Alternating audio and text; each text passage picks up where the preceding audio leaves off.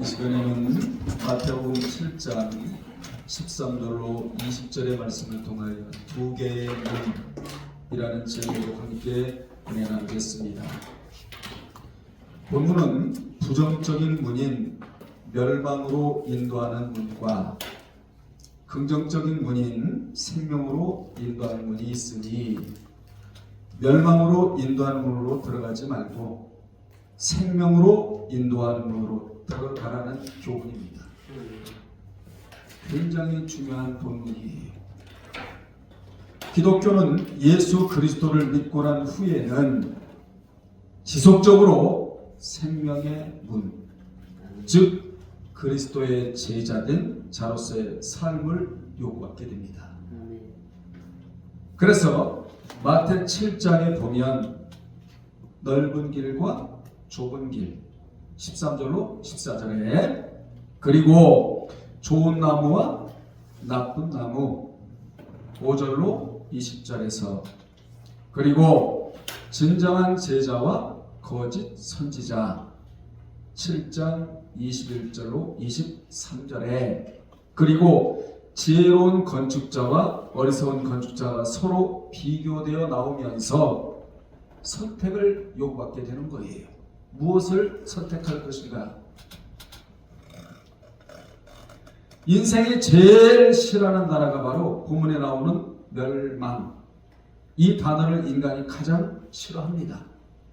그런데 이 생명의 문이라는 개념이 바로 잡히지 않게 되면 13절에 나오는 크고 따라합시다. 크고 넓어 많고 이 세 단어를 좋아할 수밖에 없어요. 이 크고 넓고 많고는 불신자들뿐만 아니라 믿는 자들도 너무나 좋아하는 단어들입니다. 무슨 단어는 싫어하고 아폴리오미 멸망이라는 단어는 싫어하고 이 단어는 좋아할 수밖에 없다는 것입니다. 그래서 많은 자들이 이 길을 선택을 하게 되는 거예요. 불신자들뿐만 아니라 믿는 자 중에도. 그렇다면 두 개의 문이 주는 영적인 교훈이 무엇인가? 첫째, 생명으로 인도하는 문입니다. 주님은 생명으로 인도하는 문은 넓은 문이 아니라 좁은 문이라고 가르쳐 주십니다. 물론 여기서 좁은 문과 좁은 길이란 우리 주 예수 그리스도를 가리키는데 이는 생명을 얻기 위해 그리스도를 쫓아가는 삶이 결코 순탄치 않고 매 순간순간 신앙으로 고난을 이겨내는 삶을 의미합니다. 성도는 이 땅에서 결코 큰 문으로 들어갈 수 없는 존재이기에 우리는 모든 것을 이겨야 됩니다. 그래서 주님은 지금까지 새로운 천국 백성의 마음 자세와 이 마음이 중요하거든요. 그리고 그 삶의 성격에 대해서 말씀하셨고 마태오 5장 13절로 20절에서 산상수훈이라고도 하고 또 산상보훈이라고도 하고 또 팔복에 대한 말씀이라고 하는 이 본문을 주님이 말씀해 주셨어요. 본문에다가 뭐를? 그 삶의 성격에 대해서 그리고 삶의 그릇된 요소들을 개선할 것에 대하여 말씀하셨으며 마태오 5장 21절로 시작을 해서 6장 1절로 18절에 비교적 길게 말씀해 주셨습니다. 또한 주님을 왕으로 섬기는 생활에 걸림돌이 되는 것이 무엇인가에 대해서 마태 6장 19절로 7장 6절까지 또 말씀해 주셨습니다. 또한 천국의 백성의 특권도 알려주시면서 마태 7장 7절로 12절에 이렇게 말씀해 주시고 난 이후에 자 나의 나라는 이런 나라이니 이리 다시 말하면 생명의 문으로 들어올 것인지 아니면 예전의 길인 예수 믿기 예전의 길인 넓은 문으로 갈 것인에 대하여 결단을 내리라는 의미로 이 조문에 대한 교훈을 오늘 말씀해주고 있는 것입니다. 당시 큰 집의 대문은 주로 주인들이 드나들었고 작고 좁은 문으로 출입하는 자는 하인들이나 가난한 자들, 이런 자들이 작은 문으로 출입을 했습니다. 작고 좁은 문을 사람이 볼 때는 별볼 일이 없었지만, 그런데 주님께서는 우리에게 좁은 문으로 들어가라, 내가 알아주는 자는 큰 문으로 넓은 문으로 들어 다니는 자가 아니라 좁은 문으로 좁은 길로 행하고 좁은 문으로 들어가는 자를 나는 알아주겠다. 이 길을 선택하라, 이 문을 선택하라. 너무나 귀한 말씀을 오늘 주님이 해주고 계시는 거예요. 그렇다면 이 문이 어떤 문이기에 사람들이 알아주지 않는 그 문으로 들어가라고 하셨는가? 첫째, 십자가를 따르는 길이기 때문입니다. 누가복음 9장 23절에 십자가를 따르는 길이라는 것이지요. 그 길은 자기를 부인하고 날마다 제 십자가를 지고 주님을 따르는 길입니다.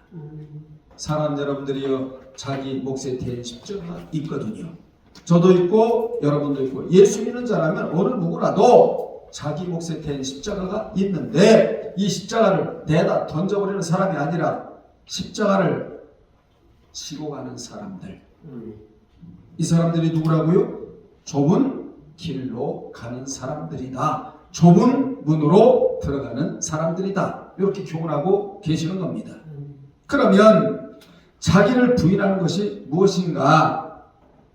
자기 생각을 주님의 생각보다 앞세우지 않는 것이고, 이사야 55장 9절에 또한 자기의 뜻을 주님의 뜻보다 앞세우지 않는 것이며, 그렇습니다.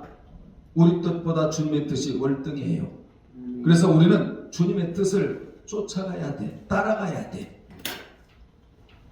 말씀보다 앞서가도 안 되고, 기도보다 앞서가도 안 되며, 성령님보다 앞서가도 안 돼요. 또한 제 십자가를 지는 것은 무엇이냐? 그분을 따를 때 따라오는 고난을 이기며 마귀의 세력과 불신 가족이나 친척들의 방해를 이기는 것, 우리는 무조건 이겨야 될 줄로 믿습니다. 이것이 뭐라고요? 십자가를 따르는 길이다. 이 길이 좁은 길이다. 문으로 말하면 좁은 문이다. 이렇게 주님이 자세하게 말씀해 주고 계시는 것입니다. 두 번째, 주님의 나라를 위해 수고하고 애쓰는 길이기 때문이다. 마태복음 20장 25절로 28절에 이 길은 주님이 본을 보여주셨듯이, 주님은 눈의 발자국이에요. 그 본을 따라가야 됩니다. 주님이 본을 보여주셨듯이 크고자 하지 말고 섬기는 자가 되고, 으뜸되고자 하지 말고 종이 되라는 것입니다.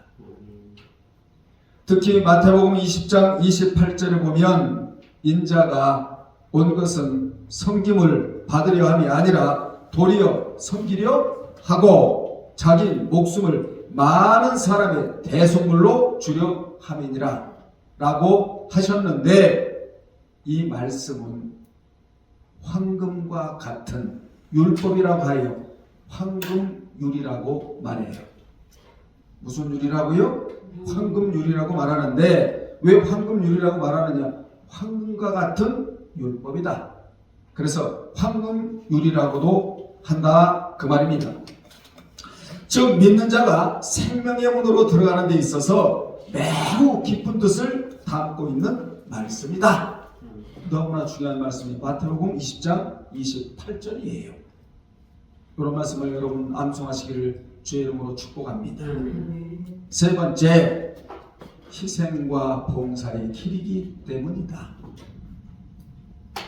주님을 따르는 길은 너무나도 편하고 권세를 누리는 길이 아닌 희생과 봉사가 있는 길입니다. 여러분들이요, 주님이 왜 편안한 길을 선택하시지 않고 저 골고다 언덕의 사형길을 선택하신 줄 아십니까?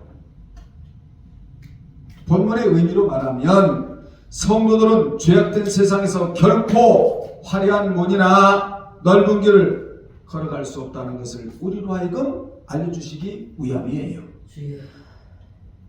이같이 주께서 가신 길이 결코 화려한 길이나 화려한 문이 아니라는 것이지요. 바로 좁은 길이요, 좁은 문이기에 그분을 섬기려면 필수적으로 고난과 희생과 섬김의 길로 가야만 한다는 것입니다. 대개 좁은 길은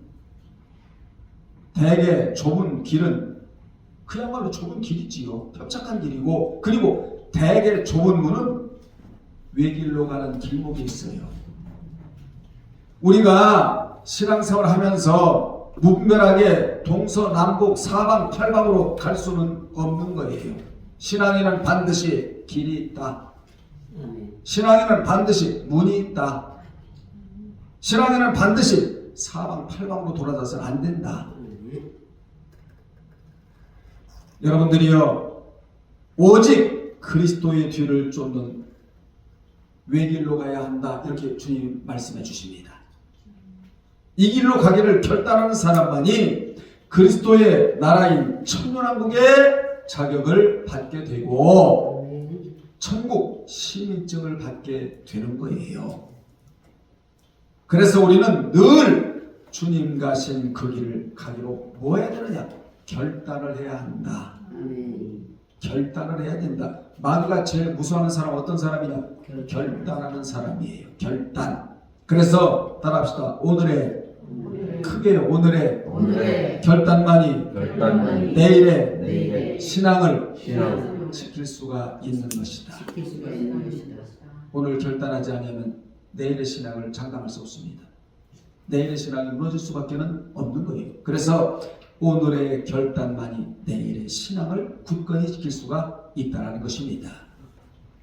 오늘의 결단이 무너지면 주님도 놓게 되고, 그러면 영생도 잃어버리게 되며 천국도 들어가지 못하고 상급도 받을 수가 없다는 것이 성경이 주는 교훈이에요. 오늘 여러분, 우리가 어떤 결단을 해야 되죠? 나는 좁은 길로 가야겠다. 좁은 문으로 들어가야겠다는 결단이 저와 여러분의 결단이 되시기를 주의 이름으로 축원합니다. 큰 두 번째, 좁은 문 뒤에는 상상할 수 없는 큰 세계가 기다리고 있다. 이게 복음이에요. 주께서 우리에게 주와 함께 고난받는 문으로 들어가라고 하신 목적은 우리에게 복된 삶을 주시려는 것이 아니에요. 그 문만 넘어서면 생각지도 못한 하나님의 은총이 기다리고 있기에 그 문으로 들어가라고 말씀하시는 겁니다. 주님은 우리가 평안하게 살기를 원하세요.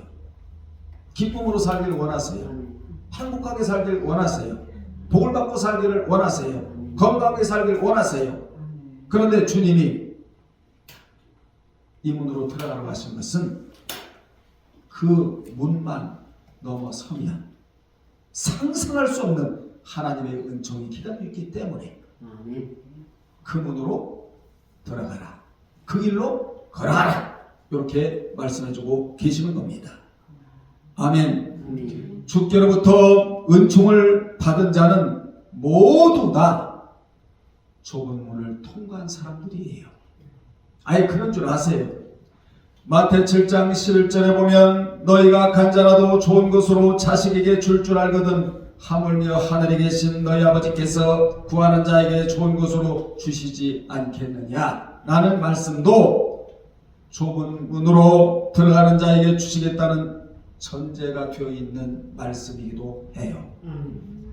그러므로 그 문을 통과하고 나오기만 하면 이 땅에서의 복과 영원한 천국의 기업이 기다리고 있다는 사실을 기억하시기를 바랍니다. 이 좁은 문이 바로 무슨 문이냐? 양의 문이다. 염소는 이 문으로 출입할 수가 없습니다. 양, 주님의 양이죠. 여러분은 주님의 양이에요. 그래서 주님은 요한복음 10장 1절로 7절에서 자신의 양이다. 자신을 양의 문으로 비유하셨어요. 주님이. 그리고 그 문으로 들어가는 자마다 구원을 얻으리라고 말씀해 주셨습니다. 요한복음 10장 9절에 이같이 구원의 문은 오직 넓은 문이다, 좁은 문이다. 좁은 문이다. 섬김이 있고 희생이 있고 고난이 있고 세상도 이겨야 되고, 이게 좁은 문이라는 거예요. 여기에 들어가면 상상할 수 없는 놀라운 축복이 기다리고 있기 때문에 이 길을 들어가라. 이 문으로 들어가라.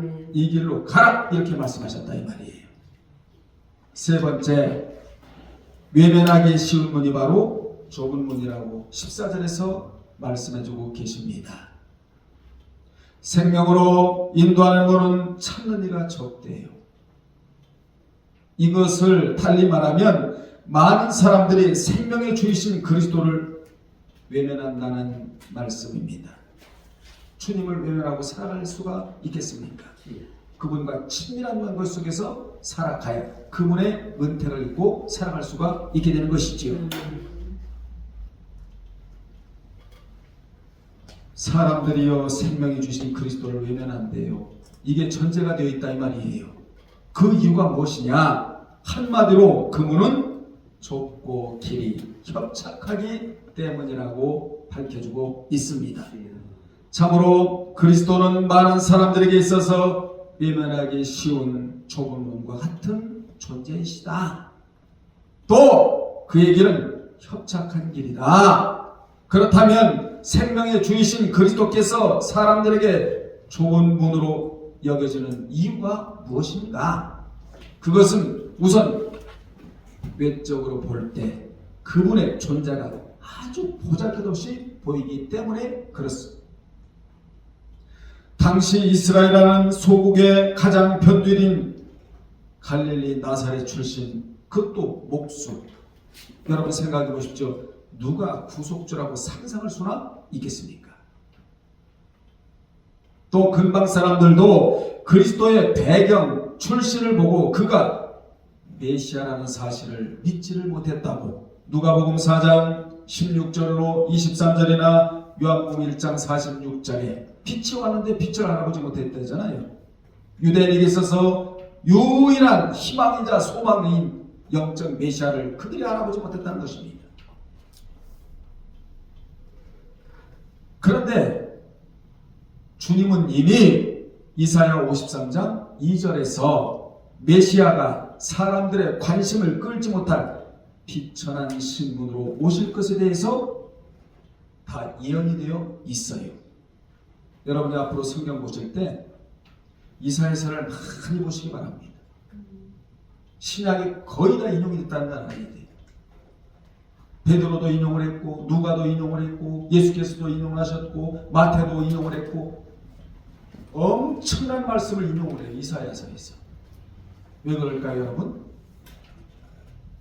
영적 포로가 되지 말라는 거예요. 주님의 참된 종이 되라는 것입니다. 영적으로 유리방황하지 않으려면 주님의 참된 종이 되라는 것이지요. 그렇지 않으면 바벨론 포로로 끌려간다. 누구는 이걸 외치고 있거든요. 이사야 선지자가. 그런데 그 말을 듣지 못해서 예레미야는 끌려갔다. 에스겔은 끌려간 상태에서 예언한 자가 에스겔. 이사야는 적어도 130년 이전에 150년 이전에 끌려간다.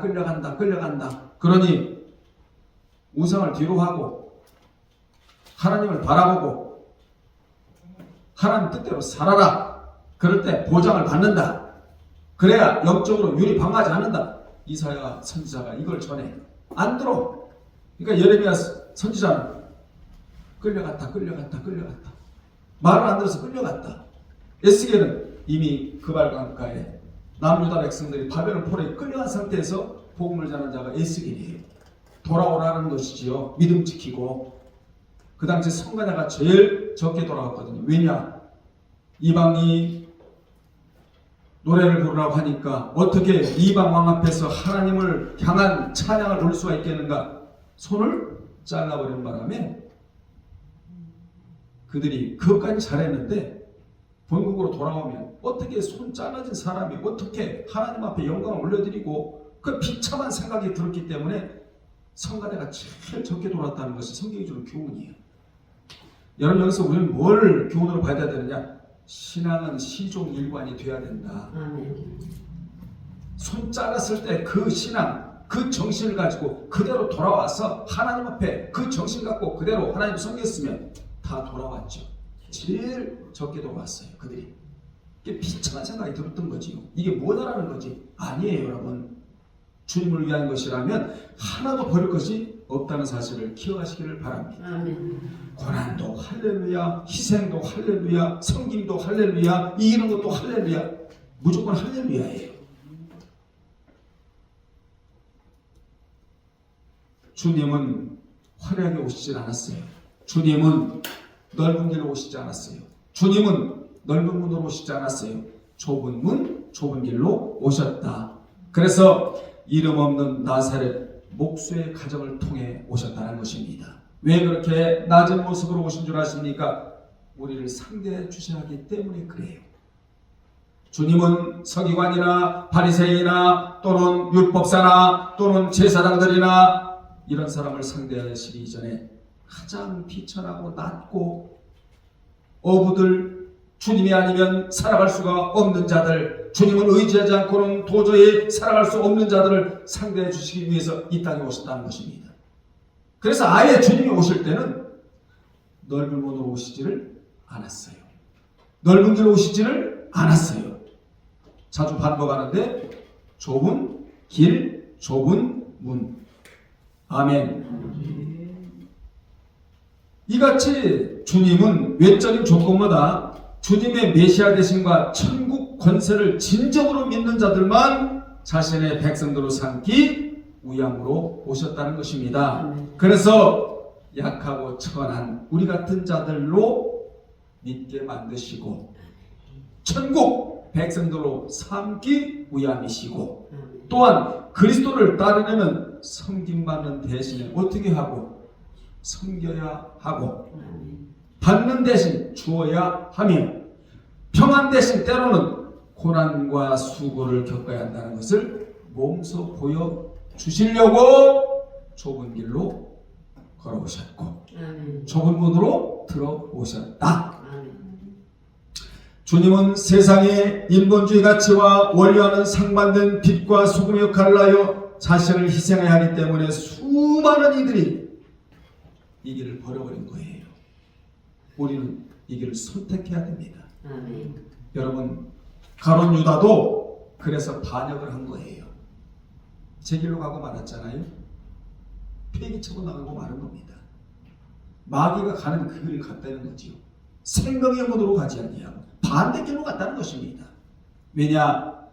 넓은 문으로 들어가길 원했고 넓은 길로 가기를 원했기 때문에 그랬다는 거예요. 가룟 유다뿐만 아니라 데마도 그래서 다시 세상으로 회귀하고 말았다고 디모데전서 4장 10절에 데마가 사라진 길에 또 다른 사람이 등장을 해요. 신라가. 헬라어도 능통하고 세계관이 열어졌고 그야말로 하나님밖에 없는 주님밖에 모르는 신라가 데마 대신에 등장을 하게 되는 거예요. 우리가 이 자리에 앉아있지 않으면 또 다른 사람이 여러분 자리를 앉아있는다는 사실을 꼭 기억하시기 바랍니다. 그래서 절대 우리는 사명의 자리에서 이탈하면 안 돼요. 사역의 자리에서 이탈하면 안 돼요. 여러분이 앉아있는 자리에서 말씀을 사모한다면 끝까지 사모해야지 중간에 이탈하면 또 다른 사람이 여러분 그 자리에 앉아서 또 채워준다는 사실을 꼭 기억하시기 바랍니다. 모세 대신 여호수아예요. 엘리야 대신 엘리사가 기다리고 있었다 이 말이에요. 사울 대신에 누가? 다윗이 기다리고 있었다. 데마 대신에 신라가 기다리고 있었다. 아멘. 그래서 절대로 우리는 뺏기면 안 돼요. 주님께서 만들어 놓으신 구원의 진리가 너무도 쉽고 단순하기 때문에 너무 갖추기 어려울 때가 많다는 것이지요. 여러분들이요, 십자가에서 주님이 흘리신 피가 온 인류를 죄와 사망과 하나님의 진노에서 구원해 줄 구원의 근거요. 진리라고 믿는 것은 그리 쉬운 것은 아니에요. 그래서 유대인들에게는 그리스도의 십자가가 거리끼는 것이요, 헬라인들에게는 무식한 이론으로 들렸다고 고린도전서 1장 20절 23절에서 말씀해주고 있는 것입니다. 그래서 그리스도의 복음을 유대인들은 이단으로 규정하여 복음을 전하는 것을 금하고 말았어요. 사도행전 4장 1절로 18절에 보면 그리스 아테네인들은 비웃고 조롱을 하고 말았습니다. 사도행전 17장 32절에 그저 주의 십자가 은혜만 믿기만 하면 구원을 얻는다는 기독교의 구원 진리가 그 얼마나 쉽고 단순한가, 너무 쉬우니까 갇혀 깨어버렸대. 구원하는 진리가 누구든지 주님이 예수가 나의 구속주로 믿어지기만 하면 구원을 얻는다는 너무나 쉬운 진리, 너무나 쉬운 복음, 너무나 쉬운 이런 진리 앞에 이들이 비웃고 조롱하고 우습게 여겼다는 것이지요. 그런데 여러분, 이 은혜는 아무나 주는 게 아니라는 것입니다. 특별히 뽑아서 영생을 주시기로 작정된 자 고자에게 주고, 모든 구원과 믿음과 은혜는 모든 사람의 소유물이 아니라는 거예요. 그러니까 우리는 보통 사람이 아니라는 것이지요. 특별한 사람이라는 것을 여러분 꼭 믿고 살아가기를 바랍니다. 아마 유대교나 다른 종교처럼 어떤 조건을 제시하고 사람의 공적과 종교적 공로를 요구했다면 믿는 자들이 더 많았을 거예요. 까다로웠다면. 이렇게 그리스도의 출신과 그의 교훈과 그분의 구원 진리는 이 세상 사람들의 가치관과는 거리가 먼 것이기에 좁은 문으로 보여지는 거예요. 그러나 우리는 그리스도의 원래적 신분, 즉 그분이 하나님의 아들이심을 굳게 믿고, 주는 그리스도시요 살아계신 하나님의 아들이심을 굳게 믿고, 그래야 천국 열쇠를 주님이 주시는 거예요. 천국을 들어갈 수 있는 키를 주는데 누구에게 주느냐? 주는 그리스도시요 살아계신 하나님의 아들이시라는 사실을 굳게 믿는 자. 그래서 꼭 기도 끝에는 주는 그리스도시요 살아계신 하나님의 아들이심을 믿나이다, 요 기도문을 집어넣을 필요가 있는 거예요. 아멘. 그리고 그분의 십자가 은혜가 구원의 유일한 법과 도임을 믿어야 된다. 이와 같은 믿음은 결국 우리 스스로 창조한 것이 아니라 성령님을 통한 하나님의 선물이라는 사실에 우리는 늘 감사하고 살아가야 될 줄로 믿습니다. 하나님은 예수 그리스도라는 천국의 최고의 보화를 발견할 수 있는 행운을 우리에게 주셨어요. 그래서 이 세상을 살아가면서 최고의 사람은 누구냐? 최고의 보화를 얻은 자. 최고의 보화가 뭐냐? 하나님의 말씀이지요. 우리는 이 보화를 발견하고 이 보화를 내 것으로 삼아야 된다는 것입니다. 그 자가 바로 복된 자들이다. 아멘. 네 번째, 천국에 들어가기 위해서는 먼저 이 세상 것들에 집착하지 말아야 한대요. 구원 얻는 데는 조건이 없습니다. 그런데 천국에 들어가는 데는 조건이 있다. 그 조건이 뭐냐? 이 세상 것들에 집착하지 말아야 된다. 14절에 볼까요? 14절에 보면 생명으로 인도하는 문과 길이 너무 좁고 협착하다는 사실을 강조하신 내용이 14절이에요. 아주 강조형이에요. 여기서 협착하다, 들리보라는 단어를 써서 이 말은 아주 좁아 한 사람이 겨우 드나들 정도의 크기를 가리키는 말이에요. 뭐가? 협착하다는 말이. 이와 같이 천국으로 갈 수 있는 구원의 통로도 넓다, 협착하다. 그래서 세상 것을 가지고는 갈 수 없는 나라이다. 한 사람이 겨우 들락날락 하는데 여러분 세상 것을 가지고 그 문으로 출입할 수는 없다라는 것이니, 그래서 협착이란 들리고란 단어를 쓰는 거예요.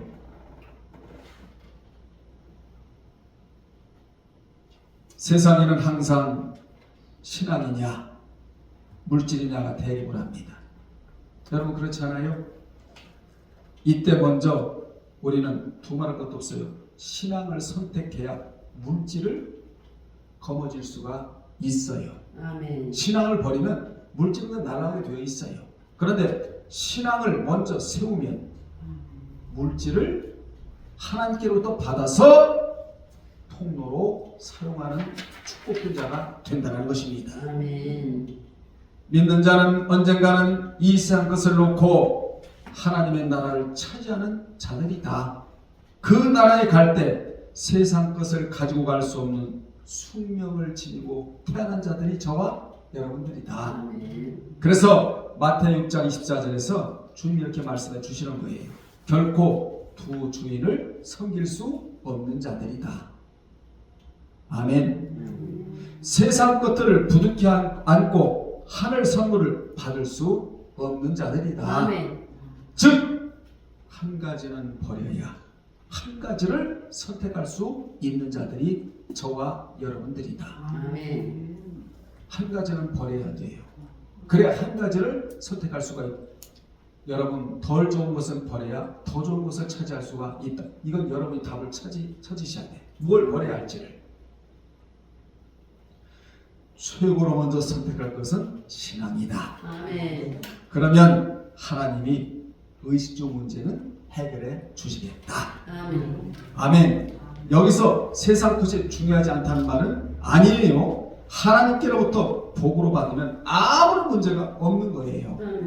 그런데 항상 우리가 살아가면서 신앙이냐 물질이냐 이게 대립된다는 것이죠. 이때 두말 것 없이 신앙을 먼저 선택을 해야 된다. 그게 뭐다? 좁은 문? 그렇지, 좁은 길이다. 우리는 세상 것도 중요한 자들로서 세상을 살아가야 되는데 주님은 어떻게 살라고 우리에게 말씀해 주셨느냐. 마태 10장 16절에 보면 두 동물처럼 살으래요. 오늘날 이게 교육이 잘 안 된 거예요. 두 동물처럼 살라고 하셨는데 마태 10장 16절에 보면 보라 주목하라 내가 너희를 보내니 양을 이리 가운데 보낸과 같도다. 그러므로 인과 접속사지요 너희는 뱀같이 지혜롭고 비둘기같이 순결하라 하셔서 순결하게만 살지 말고, 왜냐? 순결하게만 살면 세상 사람들에게 당해요. 여러분이 순결성만 있어서는 안 돼요. 순결하게만 살지 말고 뱀같이 지혜롭게도 살아라. 두 가지 방법으로 살아라. 두 동물처럼 살아라. 순결성만 있으면 지혜성이 떨어져요. 그래서 우리는 두 가지 면이 있어야 되는데 여기 뱀은 오피스, 뱀은 간교한 사단을 말하는 것이 아니에요. 창세기 3장 1절이나 13절이나 고린도서 11장 3절에 주님이 그러한 뱀을 예로 드신 것은 사단처럼 악으로 교활하게 행하라는 것이 아니에요. 뱀은요 위기를 잘 극복해. 우리 모두 위기를 잘 극복해 오고 있잖아요 지금. 아멘. 그러니까 신앙을 유지할 수가 있는 것이죠. 뱀은 위기를 잘 극복하고 그리고 숨는데 명수예요. 또 임기응변에 뛰어나요. 뭐가? 오피스 뱀이. 그리고 잘 도망가요. 그리고 주변의 사물을 신속하게 은폐물로 이용을 합니다.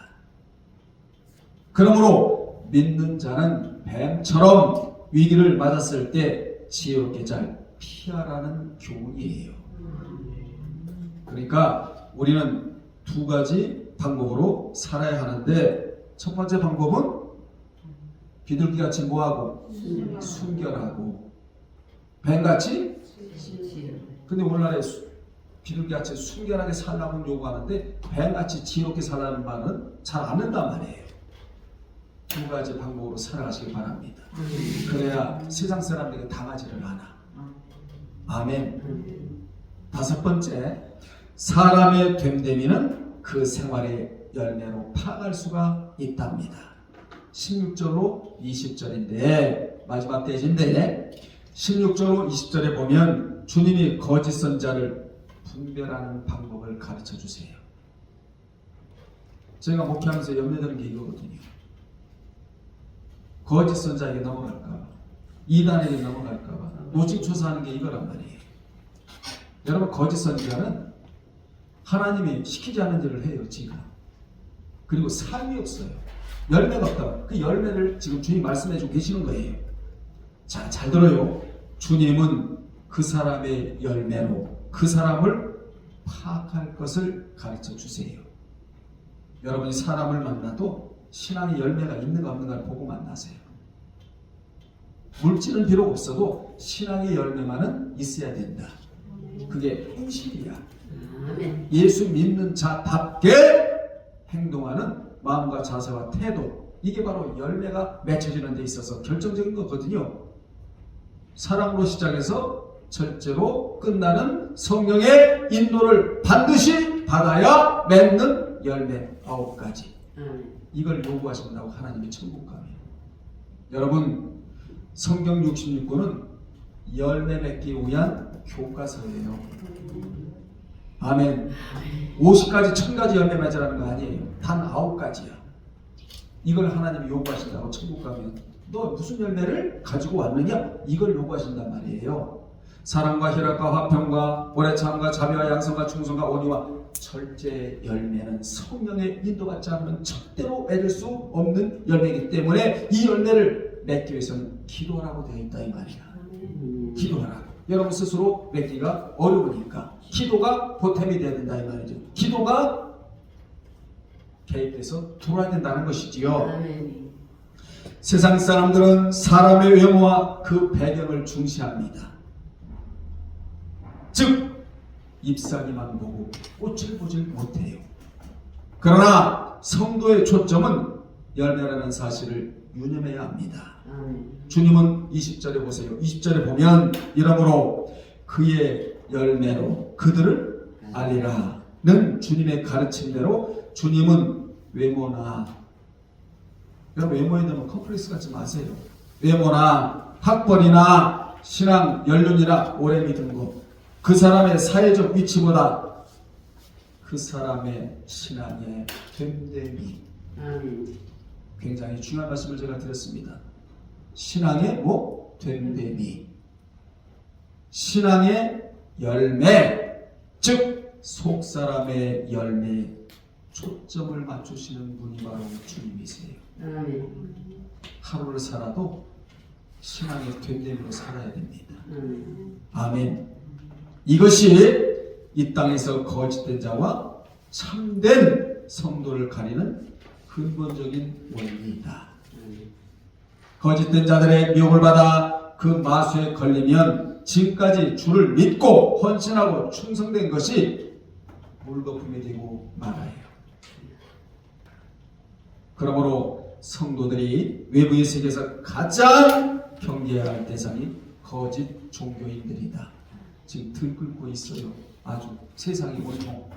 그래서 마지막 시대는 능력의 시대도 되지만 분별력의 시대예요.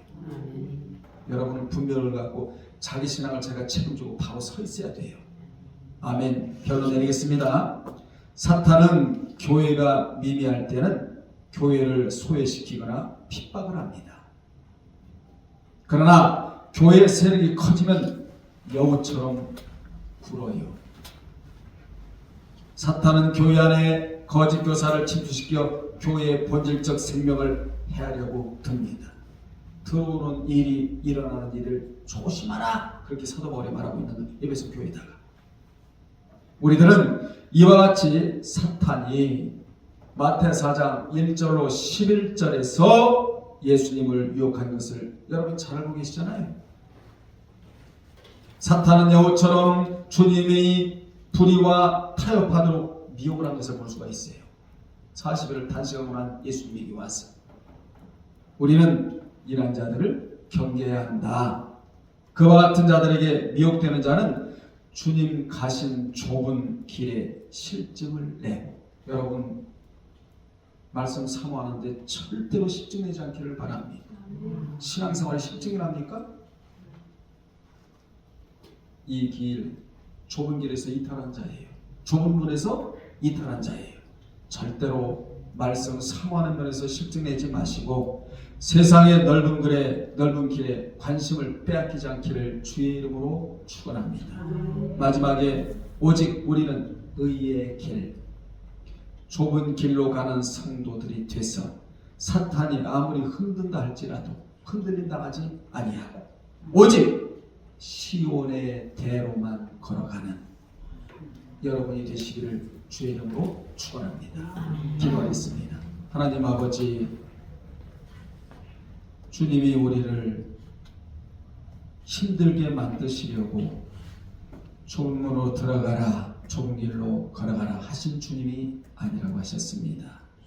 좁은 문으로 들어가고 난 이후에 상상할 수 없는 은총이 기다리고 있고 좁은 길로 걸어간 그 이후에는 축복의 넓은 길이 기다리고 있기 때문에 우리 보고 그 문으로 가라고 하셨습니다.